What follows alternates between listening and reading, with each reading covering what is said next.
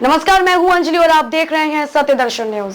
तो चलिए शुरुआत करते हैं आज की प्रमुख खबर से। एक तरफ कोरोना से जंग और तीसरी लहर की संभावनाओं के बीच केंद्र में पीएम मोदी की सरकार तो यूपी में योगी आदित्यनाथ की सरकार ज्यादा से ज्यादा वैक्सीनेशन और कोरोना की जांच पर जोर दिए हुए है। और तो और कोरोना से लड़ाई के नाम पर भारी धनराशि खर्च करने का दावा भी कर रही है।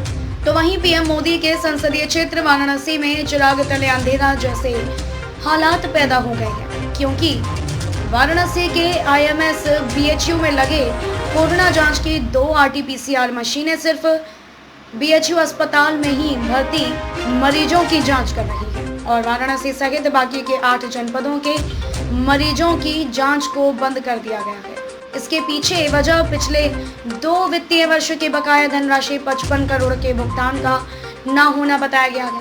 इस बारे में और जानकारी देते हुए बीएचयू के सर सुंदरलाल अस्पताल के चिकित्सा अधीक्षक प्रोफेसर के गुप्ता ने बताया कि पिछले 1.5 वर्षों से जब से कोविड शुरू हुआ है तो उनके आईएमएस बीएचयू में माइक्रोबायोलॉजी विभाग और वीआरडीएल लैब में आरटीपीसीआर मशीनें लग गई और करीबन हम लोग 10,000 से ज्यादा टेस्ट कर रहे थे, लेकिन आर्थिक सहयोग कम था। पिछले वित्तीय वर्ष 45 करोड़ खर्च हुए, जिसमें से 5 करोड़ रुपए आए, जबकि इस वित्तीय वर्ष 15 करोड़ रुपए खर्च हो चुके हैं और पूरा बकाया पेंडिंग पड़ा हुआ है। रॉ मटेरियल सप्लाई करने वाले वेंडर्स का भी भुगतान हम नहीं कर पा रहे हैं, क्योंकि हमारे पास फंड्स उपलब्ध नहीं है। जैसे ही हमारे पास फंड आएंगे तो हम अपनी प्रक्रिया दोबारा चालू कर पाएंगे। हमने अपनी व्यवस्था में प्रतिबंध इसीलिए लगाया है और सिर्फ बीएचयू अस्पताल में आने वाले मरीजों का ही आरटीपीसीआर टेस्ट किया जा रहा है, लेकिन बाकी के वाराणसी के अन्य अस्पतालों में भर्ती और अन्य 7 जिलों चंदौली, गाजीपुर, जौनपुर, मिर्जापुर, भदोही, मऊ और आजमगढ़ के लोगों का कोरोना टेस्ट नहीं किया जा रहा है। सर, बीएचयू के आईएमएस या आपके अंतर्गत जो कोविड टेस्ट हो रहा है, कौन कौन से लैब के थ्रू हो रहा है और क्या अभी कुछ बंद भी हुआ है?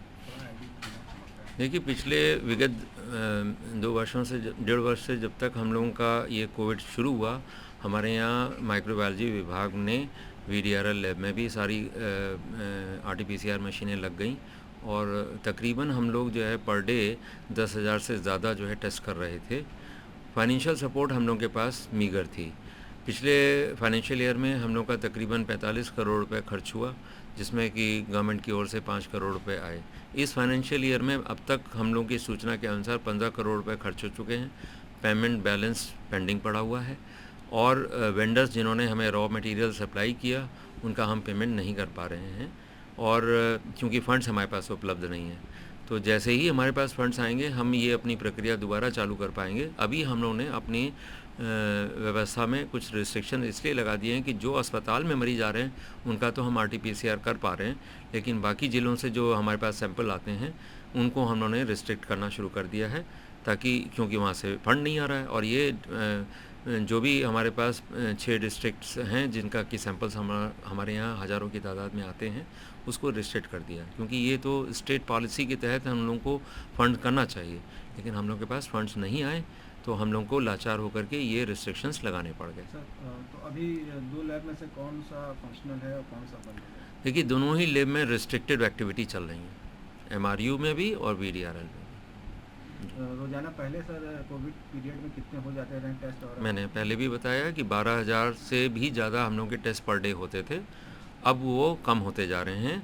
आज का डेटा मेरे पास अभी आना बाकी है शाम को। हाँ, लगभग ये 50% से नीचे चला गया। तो अभी आपने प्रपोजल भेजा है पेमेंट को लेके या जो जी बिल है वो सब सबमिट किया है? जी, बिल के तो ऑलरेडी पेंडिंग पड़े हुए हैं, फंड्स आएंगे तो पेमेंट होगा।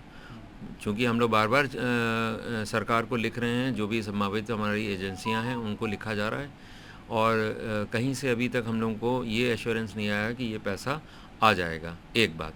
दूसरी बात ये है कि हमारी अथॉरिटीज़ हैं उन्होंने भी ये कह दिया है कि अब आप लोग जो हैं रिस्ट्रिक्टेड एक्टिविटी करिए, जो फंड्स अवेलेबल हैं उसमें अपने अस्पताल में आने वाले मरीजों की हम लोग जो हमारे अपने फंड्स हैं उसके द्वारा हम लोग जो भी मटेरियल उपलब्ध करा पा रहे हैं उसी के बेसिस पे हम उनका टेस्ट फ्री में करके दे दे रहे हैं। तो सर वापस कब ये दोनों फंक्शनल हो जाएगा फुल्ली?